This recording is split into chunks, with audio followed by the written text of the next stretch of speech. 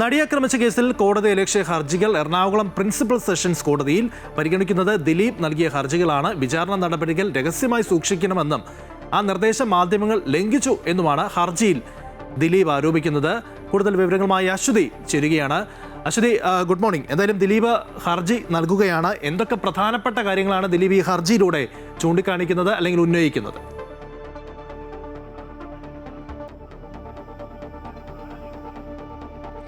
ലിജിൻ, പ്രധാനമായും ഈ കേസിന്റെ വിധി വന്നതിന് തൊട്ട് പിന്നാലെ തന്നെ ദിലീപ് പല രീതിയിലുള്ള ആരോപണങ്ങൾ ഉന്നയിച്ചിരുന്നു. അതിനെ തുടർന്നാണ് കോടതിയലക്ഷ്യ ഹർജിയുമായിട്ട് ദിലീപ് മുന്നോട്ട് പോയിട്ടുള്ളത്. അതിൽ ഏറ്റവും പ്രധാനപ്പെട്ടത് ഈ വാദങ്ങളുടെ വിശദാംശങ്ങൾ ചോർന്നു എന്നതാണ്. അതിലാണ് ചില മാധ്യമങ്ങൾക്കടക്കം ഈ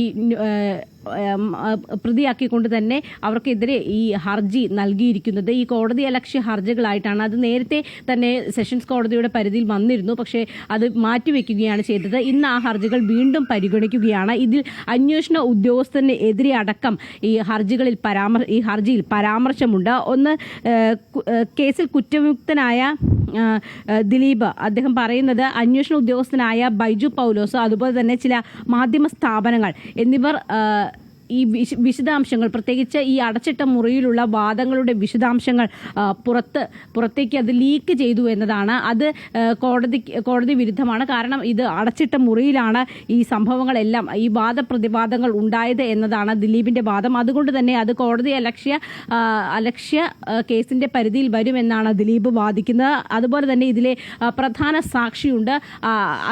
അദ്ദേഹം അങ്ങനെ സാക്ഷി ഉണ്ടായി എങ്കിലും അദ്ദേഹം ആദ്യം തന്നെ മാധ്യമങ്ങൾക്ക് മുൻപിലാണ് വന്നത്.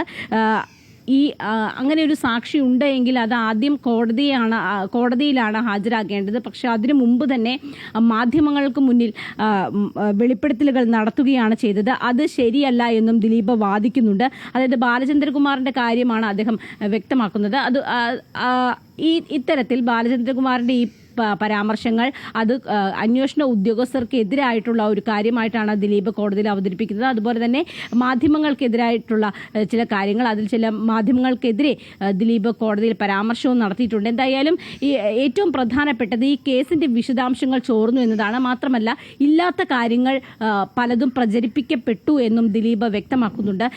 എന്തായാലും ഈ കോടതിയലക്ഷ്യ ഹർജി ഇന്ന് പരിഗണിക്കുകയാണ്. എന്താണ് കോടതിയുടെ വിശദാംശങ്ങൾ, കോടതിയിൽ നിന്ന് വരുന്ന വിശദാംശങ്ങൾ എന്താണെന്ന് നമുക്ക് ഇന്ന് മനസ്സിലാക്കാൻ സാധിക്കുമെന്നാണ് അറിയുന്നത്. കാരണം ഇത് മാറ്റിവെച്ചിരിക്കുന്ന ഹർജിയാണ്. ലിജിൻ, ശരി. എന്തായാലും ദിലീപ് സമർപ്പിച്ച കോടതിയലക്ഷ്യ ഹർജികളാണ് എറണാകുളം പ്രിൻസിപ്പൽ സെഷൻസ് കോടതി ഇന്ന് പരിഗണിക്കുന്നത്. നേരത്തെ തന്നെ ദിലീപ് ഉന്നയിച്ചതുപോലെ പല കാര്യങ്ങളും വളരെ രഹസ്യമായി സൂക്ഷിക്കേണ്ടതായിരുന്നു. പക്ഷെ അതൊക്കെ തന്നെ പലരും ലംഘിച്ചു. പ്രത്യേകിച്ച് മാധ്യമങ്ങളെ ലക്ഷ്യം വെച്ചുകൊണ്ട്, ഉന്നം വെച്ചുകൊണ്ട് അദ്ദേഹം പല ഘട്ടത്തിലും പറഞ്ഞിട്ടുണ്ട്. ഇതൊക്കെയാണ് ഈ ഹർജിയിൽ പ്രധാനമായും ചൂണ്ടിക്കാണിക്കുന്നത്. അതോടൊപ്പം തന്നെ ഈ സാക്ഷികളുമായി ബന്ധപ്പെട്ടുള്ള വിഷയങ്ങൾ ആരോപണമുണ്ട്. അങ്ങനെ നിരവധിയായിട്ടുള്ള ആരോപണങ്ങളൊക്കെ തന്നെ അദ്ദേഹം മുന്നോട്ട് വയ്ക്കുന്നു. പല കാര്യങ്ങളും കോടതിയലക്ഷ്യമായി സംഭവിച്ചു.